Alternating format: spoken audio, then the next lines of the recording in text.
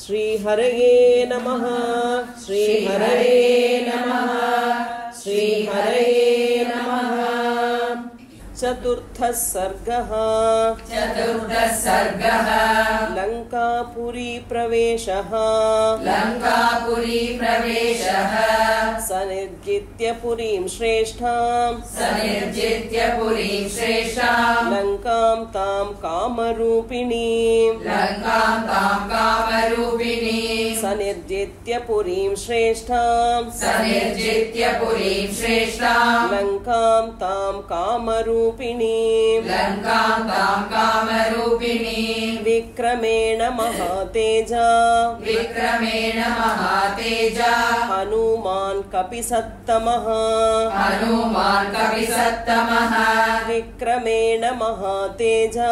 विक्रमेण महातेजा हनुमान् कपिसत्तमः सनिर्जित्य पुरीं श्रेष्ठां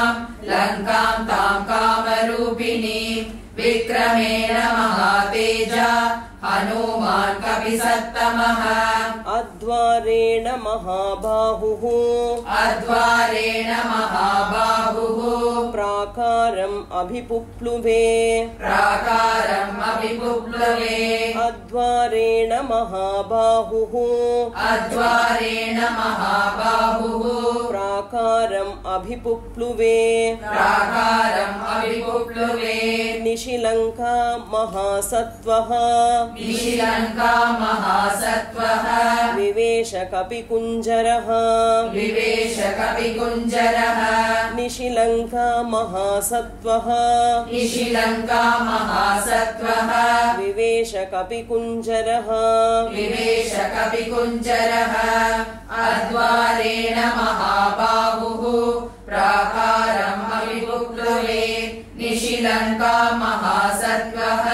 विवेश कपिकुञ्जरः प्रविश्य नगरीं लंकां कपिराजहितङ्करः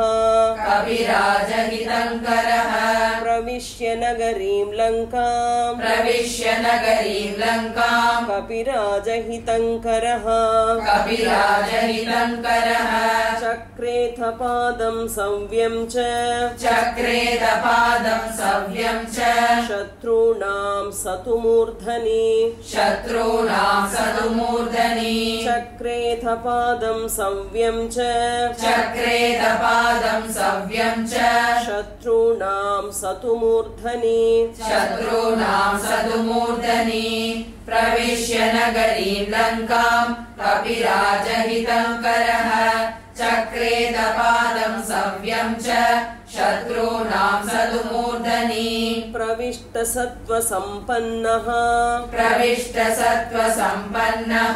निशायां मारुतात्मजः प्रविष्ट सत्त्वसम्पन्नः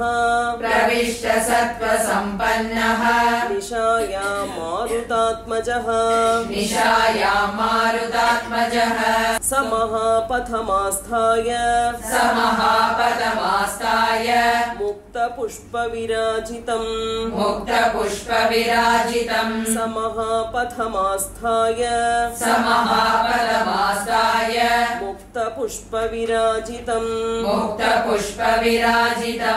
प्रविष्ट सत्त्वसम्पन्नः निशायां मारुतात्मजः स महापदमास्ताय मुक्तपुष्पविराजितम् ततस्तु तां पुरीं लंकां रम्याम् अभिययौ कपिः ततस्तु तां पुरीं लंकां रम्याम् अभिययौ कपिः हसितोत्कृष्टनिनदैः तूर्यघोषपुरस्सरैः हसितोत्कृष्टनिनदैः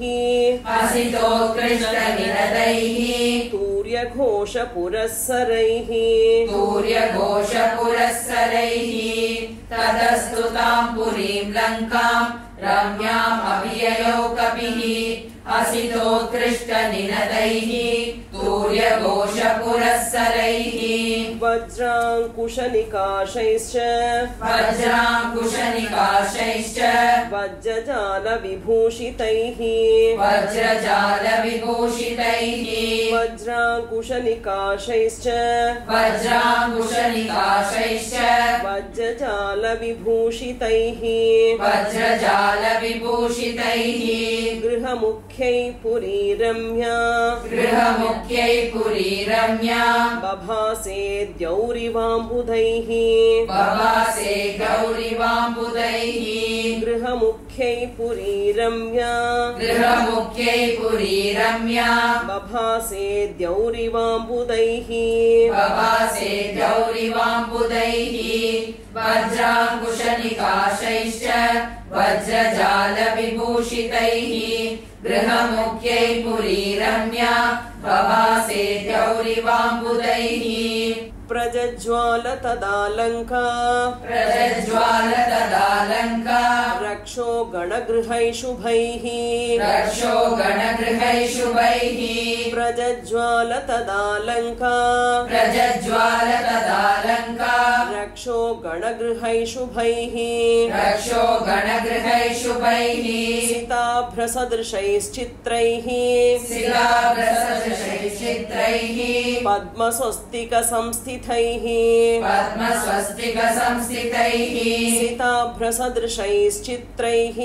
सिताभ्रसदृशैश्चित्रैः पद्मस्वस्तिकसंस्थितैः पद्मस्वस्तिकसंस्थितैः प्रज्ज्वाल तदालङ्का रक्षो गणगृहैशुभैः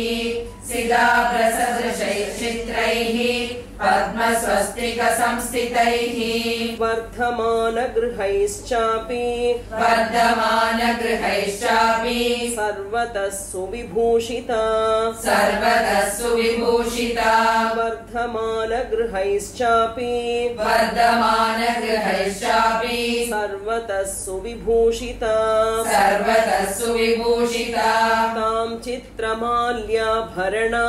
तां चित्रमाल्याभरणां कपिराजहितङ्करः कविराजहितङ्करः तां चित्रमाल्याभरणां तां चित्रमाल्याभरणां कपिराजहितङ्करः कविराजहितङ्करः वर्धमानगृहैश्चापि सर्वतः सुविभूषिता तां चित्रमाल्याभरणां कविराजहितङ्करः राघवार्थं चरन् श्रीमान् राघवार्थं चरन् श्रीमान् ददर्श च ननन्द च ददर्श च ननन्द च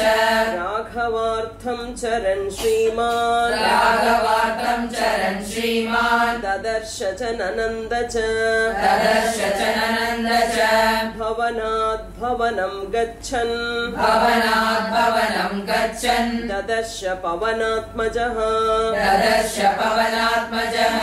भवनात् भवनं गच्छन् भवनात् भवनं गच्छन् ददर्श पवनात्मजः ददर्श पवनात्मजः राघवार्थं चरन् श्रीमान् ददर्श च ननन्द च भवनात् भवनं गच्छन् ददर्श पवनात्मजः विविधाकृतिरूपाणि विविधाकृतिरूपाणि भवनानि ततस्ततः भवनानि ततस्ततः विविधाकृतिरूपाणि विविधाकृतिरूपाणि भवनानि ततस्ततः भवनानि ततस्ततः शुश्रावमधुरं गीतम् शुश्रावमधुरं गीतम् त्रिस्थानस्वरभूषितम्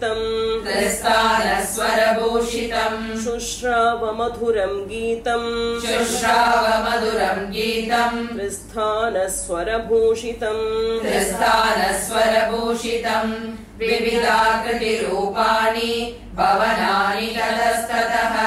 शुश्रावमधुरं गीतम् त्रिस्थानस्वरभूषितम् स्त्रीणां मदसमृद्धानां श्रीणामदसमृद्धानां दिवि चाप्सरसामिव दिवि चाप्सरसामिव स्त्रीणां मदसमृद्धानां दिवि चाप्सरसामिव शुश्रावकाञ्चीनिनदम् नूपुराणां च निस्वनम् शुश्रावकाञ्चीनिनदम् नूपुराणां च निस्वनम् श्रीणामदसमृद्धानां दिवि चाप्सरसामिव शुश्रावकाञ्चीनिनदम् नूपुराणां च निस्वनम् सोपाननिनदांश्चैव भवनेषु महात्मनां सोपाननिनदांश्चैव भवनेषु महात्मनां आस्फोटितनिनादांश्च श्वेलितांश्च ततस्ततः आस्फोटितनिनादांश्च श्वेलितांश्च ततस्ततः सोपाननिनदांश्चैव भवनेषु महात्मनाम् आस्फोटितनिनादांश्च श्वेलितांश्च ततस्ततः शुश्रावजपतां तत्र मन्त्रान् रक्षो गृहेषु वै शुश्रावजपतां तत्र मन्त्रान् रक्षो गृहेषु वै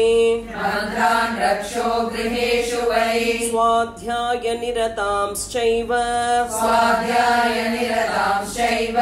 यातु दानान् ददर्शसः स्वाध्यायनिरतांश्चैव यातु दानान् ददर्शसः शुश्रावजपतां तत्र मन्त्रान् रक्षो गृहेषु वै स्वाध्यायनिरतांश्चैव यातु दानान् ददर्शसः रावणस्तव संयुक्तान् गर्जतो राक्षसानपि रावणस्तव संयुक्तान् गर्जतो राक्षसानपि राजमार्गं समावृत्य स्थितं रक्षो बलं महत् राजमार्गं समावृत्य स्थितं रक्षो बलं महत् रावणस्तव संयुक्तान् गर्जतो राक्षसानपि राजमार्गं समावृत्य स्थितं रक्षो बलं महत् ददर्श मध्यमे गुल्मे राक्षसस्य चरान् बहून् ददर्श मध्यमे गुल्मे राक्षसस्य चरान् बहून् दीक्षितान् जटिलान् मुण्डान् गोजिनाम्बरवाससः दीक्षितान् जटिलान् मुण्डान् गोजिनाम्बरवाससः ददर्श मध्यमे गुल्मे राक्षसस्य चरान् बहून् दीक्षितान् जटिलान् मुण्डान्